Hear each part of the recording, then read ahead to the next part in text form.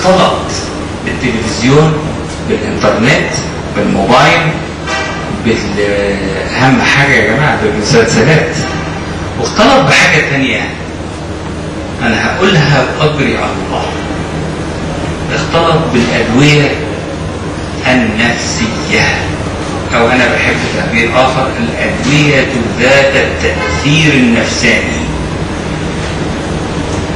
انا بكتب ادويه، اكتبها بحرص واكتبها بعد تدبر وتامل، واغيرها واقلل وازيد من جرعتها، ثم اوقفها في الوقت المناسب.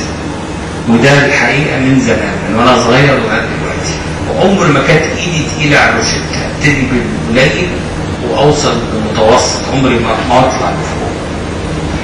ليه بقى؟ ما هو اصل يعني مخ البني ادم ده مفيش حاجه اسمها مخ، في حاجه اسمها القشره المخيه اللي هي هنا دي، هي اللي فيها الاحساس. في حته كده في قلب المخ اسمها الجهاز الجداري او الليمباوي، من الليمبيا، الليمبك سيستم.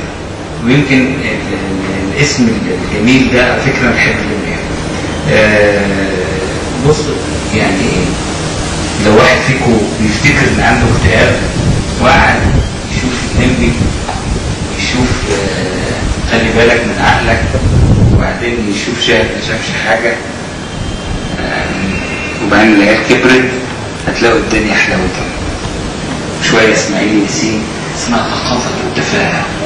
بطلوا بقى جد شويه، بطلوا بقى سوق المال والسياسه، الحزب الوطني، المجمع الانتخابي، والبرادعي، واحمد زكي بدر عمل المحوصله المروريه. يا جماعه عيشوا حياتكم، عيشوا حياتكم، عيشوا حياتكم. استطعم لقمه الفول عند التابع في جامعه الدول، ده مش دعايه، على عربيه فول. استطعم تمشي واحده اقول لها تمشي، تقول لي ما هو الشارع مكسر. طب ما هو مكسر في كل حته، وهو الشارع هتشميه. بمناسبة الشم، في حتة اسمها الأميجدالا، لوزة كده في جوه المخ كده عند ناحية الليمبك سيستم اللي أنا قلت عليه. اللوزة دي مسؤولة عن الجنس والارتباط الجنسية وعن الرائحة. ومن لا يعلم أن للرائحة والجنس علاقة وطيدة جدا بينهم وبين بعض.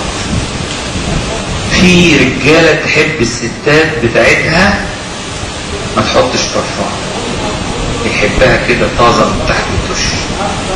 وفي ستات لا ترغب في النوم مع رجالتها إذا كان ريحتهم برفان سائع شارين من المطار، مش معنى المطار أو من العتبة. إذن الأميجدالا دي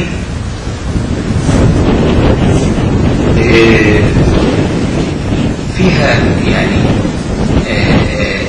مركز لحاجات كتير جدا، بتأثر على حاجات كتير قوي، ومنها رائحة الشم. جاتني واحدة وانا عرفت على طول انها من الفيوم، قالت لي بص انا اتربيت في الفيوم. فتقول لي ايه؟ هي ست بسيطة جدا، لابسة لبس بسيط قوي، جاية مع ابنها. بس شوفوا الوعي، يعني شوفوا الوعي الجميل، جاية من احدى قرى الفيوم. احمد سلامة يعرف موضوع، ما يعرفش مين بس يعرف انها. فتقول لك ايه؟ مهاني يا دكتور، كنت واقفة في حنك الباب وشميت ريحة تراب المقابر. ايه دلالة انها تشم رائحة تراب المقابر؟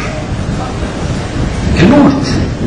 والموت اللي بيخاف من الموت يبقى بيحب الحياة، واللي بيحب الحياة يبقى ايه؟ يكتئب لانه مش عارف يستمتع بيها. زي اللي عنده وسواس بالذات الالهية، ده مؤمن قوي. الملحد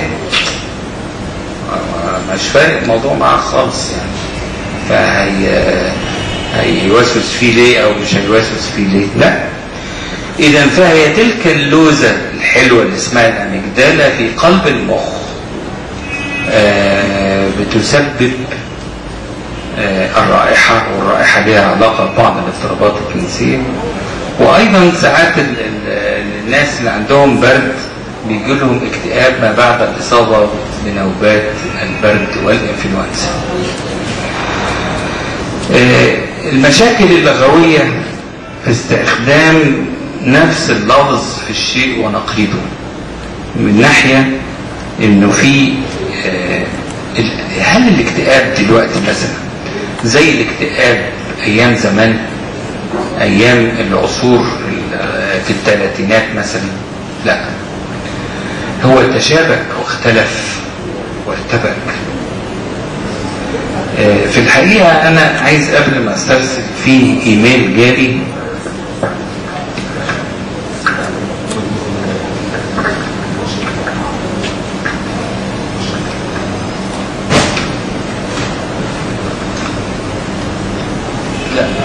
انا نسيته، بس هو ايه كويس ان انا نسيته عشان ما اقراهوش بنفس اللغه اللي كتب بيها، عشان لا تكشف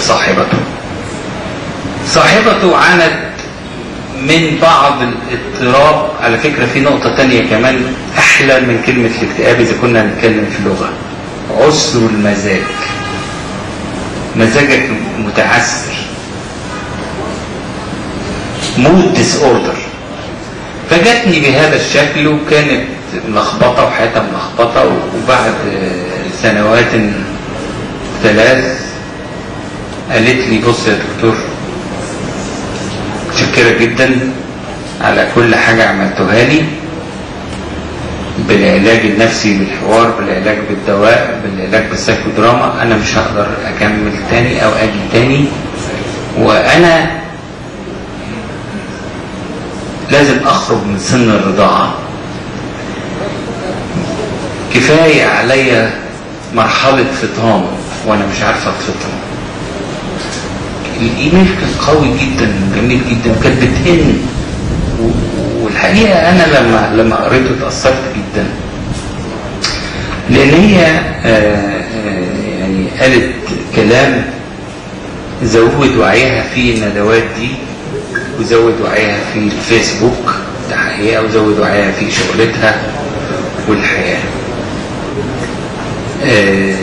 كنت امبارح في زيارة، فقلت عن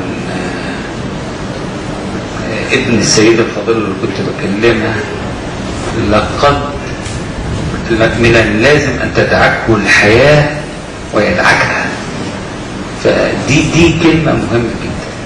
اللي بيدعك في الدنيا وفي الحياة